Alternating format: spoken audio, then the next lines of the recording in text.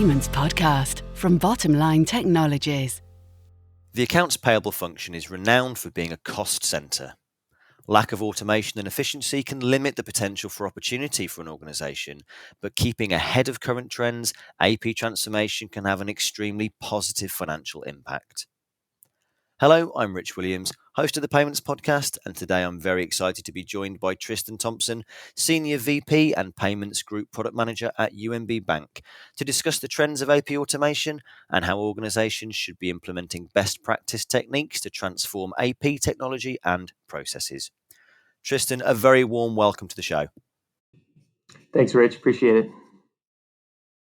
So this episode marks the first week of the AFP Virtual 2020 conference. Now, with that in mind, let's begin by discussing the general trends we're seeing when it comes to AP automation. And with obvious landscape changes over the past 6 months, are we seeing an increase in the adoption of digital processes? Rich, we are. Just like many of us who are working from home and operating in this, digital first environment, so are our business's AP departments. What we've witnessed is, really overnight shifts in how payments are being sent and being processed. We've seen higher uses of digital payments, specifically around virtual cards and ACH. That has been absolutely a recent trend. And then also on the flip side, suppliers. Suppliers have now been more open to accepting, these payment types than they have in the past. So, essentially, both parties, buyers and sellers, are gravitating to digital processes, part out of necessity, but also due to, ease of transition, with some of the new tools available that are out in the marketplace. I'd say the environment has really opened our eyes to, various cracks with manual processes. A basic example I would give would be a company who is having to go into their office every day to approve check runs. That's kind of been flipped upside down, and now they've had to figure out how to do that virtually. Maybe a more unfortunate an extreme example would be a company not being able to get check payments out at all. That could be due to, a number of staff members who are no longer allowed to go into the office, whether that was, a government mandate from a city and or, a policy change within a company. So you can only imagine, what would happen, if you had to completely stop payment processing for, say, a week at a time. The domino effects are, missed payments, late payment fees, impacts to your cash flow. Lovely. Good start there, Tristan. So what impact does true automation have on the accounts payable process? Yeah, so true automation, does have tremendous benefits when you start to look at, what it can do to reduce your manual and exception processes. When I say manual processes, that could be something, as simple as manual invoice entry into your system, manually cutting checks, or maybe even just time-consuming, reconciliation tasks. All these things add up in the day, where time could be more spent on value-added tasks, for your particular department. A great example of how technology has improved AP automation is through, what I will call smart payment routing. So as most vendors accept more than one form of payment. But if you have a large number of vendors you're trying to manage, it can be hard to, manually track what they accept and determine the most efficient way to make that payment. So as a result, some companies are just saying, you know what, I'm just going to default everything to, standard check payment. But with smart payment routing, this technology can actually capture and track, each vendor's accepted forms of payment. And how about security, Tristan? And as organisations look to adapt to the current landscape and make the most of the changes afoot, how do they ensure their AP process is as secure as possible? Yeah, so this is actually, it's a big topic. So a lot of times questions around security and controls, they're now coming up first in the conversation when we're having discussions around, what recommendations do we have to improve AP processes. Unfortunately, though, attempts around account takeovers, business email compromise, payment interception, and other fraud schemes, they haven't slowed down. So the way I like to approach it is I typically address, security recommendations through two lenses. First, I'll have them focus in on internal controls, by asking them, what measures are you putting in place internally to keep your AP process safe? Any tool or new system that you're leveraging should be giving you that flexibility to track, internal user activity. It should give you the flexibility to customize payment authority, and then also, segregate duties across your AP staff.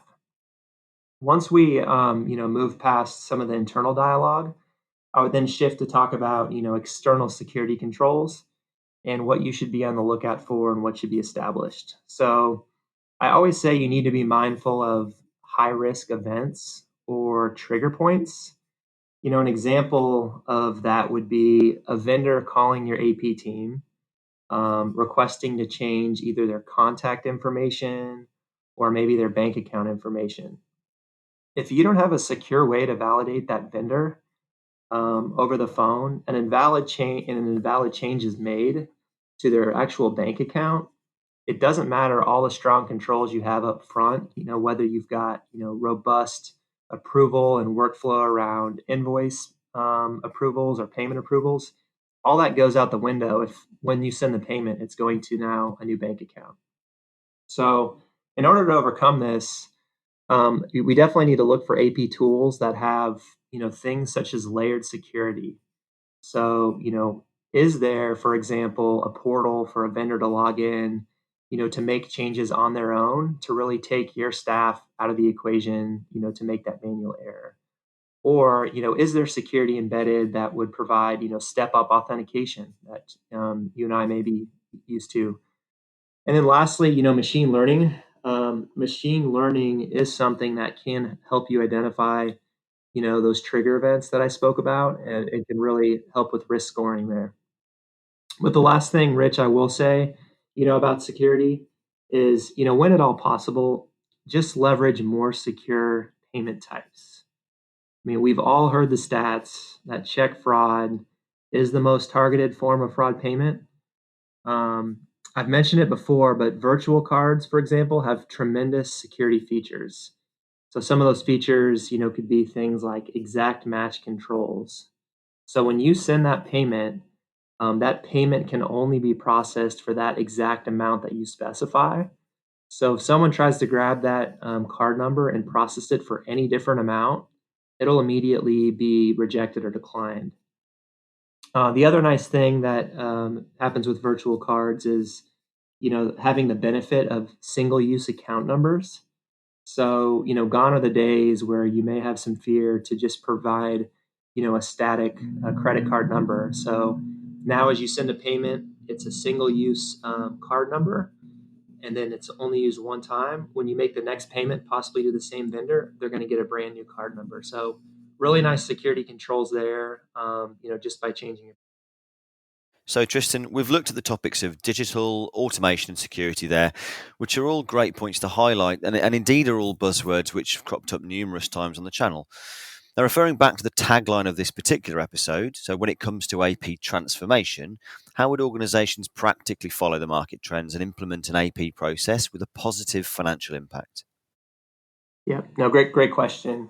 The short answer is, leverage your resources. So, one of the best ways that I recommend to stay up to speed is number one, leveraging your banking partners, and then two, talking with your industry peers. So, your banking partner should be able to provide you solutions that are, tailored specific to whatever needs and goals you have.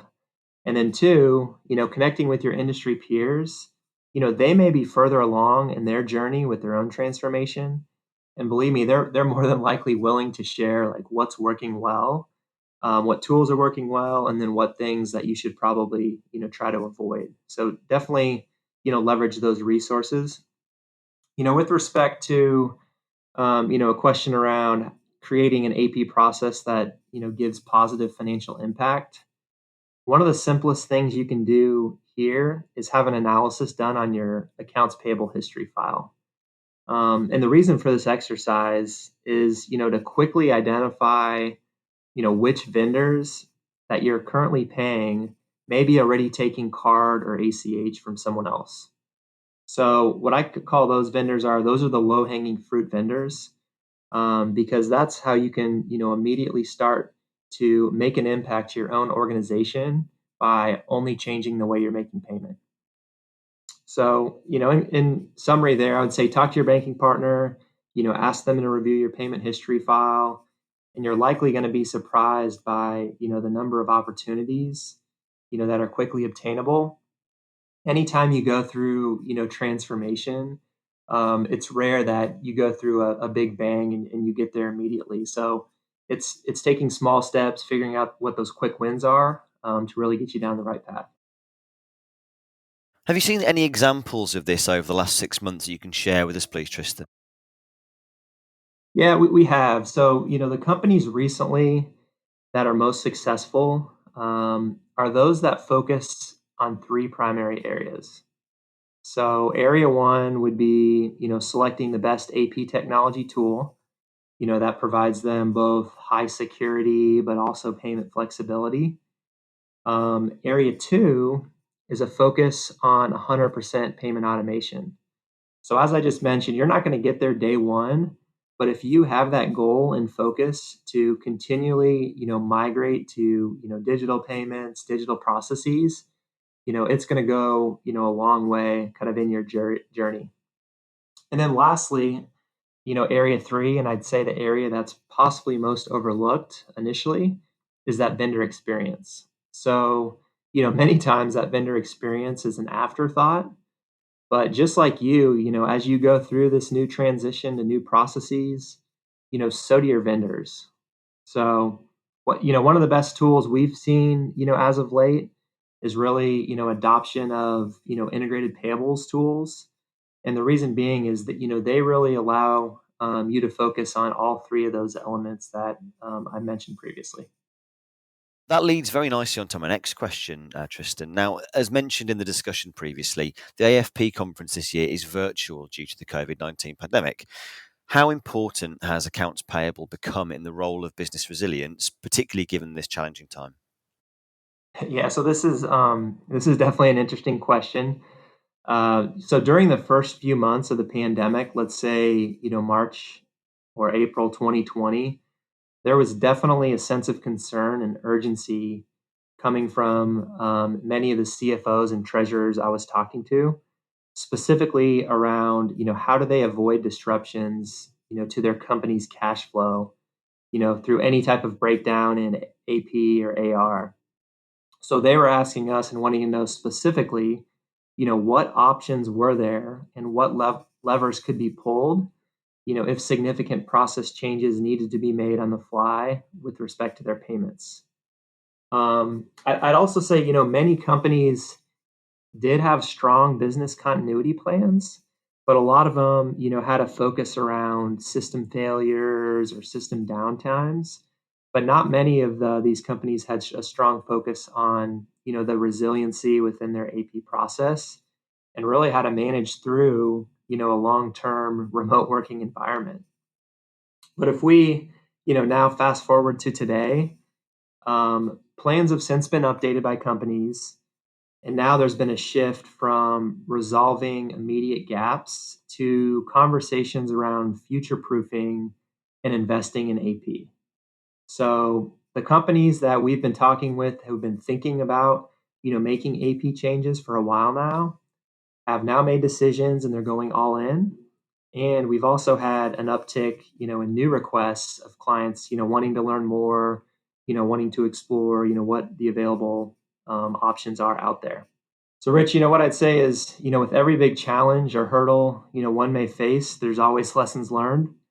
One benefit with us all going through this is we will be seeing accelerated advancement in AP, and we will all be in a better position to weather the next wave or set of challenges, whatever those may be.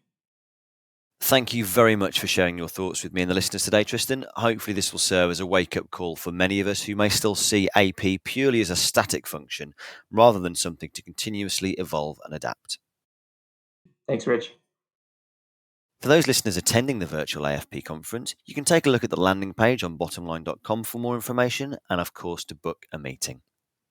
Unfortunately, that is all we have time for today, but in the meantime, you can listen to more episodes on all things payments at the touch of a button using your preferred provider. And we'll see you all next time.